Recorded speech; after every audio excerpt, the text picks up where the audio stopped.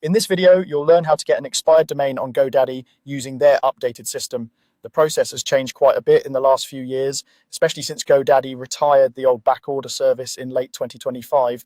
You can't reserve a domain before it expires anymore, so the approach now is all about using GoDaddy auctions to bid on domains that have already lapsed. I'll walk you through what that means, how it works, and exactly what you need to do. First, let's quickly clear up what expired domain means in this context.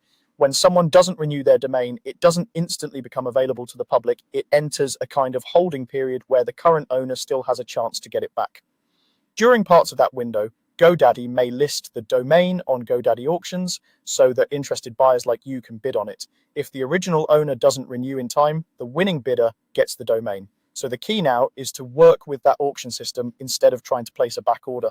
To start, open your browser and go to GoDaddy's main website. If you don't already have an account, you'll need to create one. If you do, just sign in as usual. Having an active GoDaddy account is required to participate in auctions. Once you're logged in, look for the auctions section. This is sometimes listed under domains or investing in the top navigation, depending on how the site layout has been updated. Click through to GoDaddy Auctions.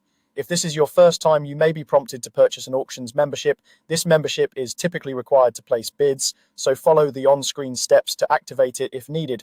After your membership is active, you can begin searching for expired domains. Use the search bar within GoDaddy Auctions and type in keywords, specific names, or extensions you're interested in.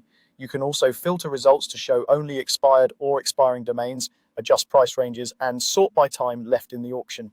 Take your time here. Look at the domain's history, age, and traffic estimates if available, and consider whether the name fits your goals. When you find an expired domain you like, click into its listing. Here you'll see details like the current bid, how much time is left in the auction, and whether there's a reserve price. If you're comfortable proceeding, place your bid. You can either set a maximum bid, which allows the system to bid on your behalf up to that limit, or manually raise your bids as the auction progresses. Keep an eye on the countdown timer so you don't miss the end. If you win the auction and the original owner does not renew the domain during any remaining redemption period, GoDaddy will move the domain into your account. You'll receive a confirmation and the domain will appear in your domain manager.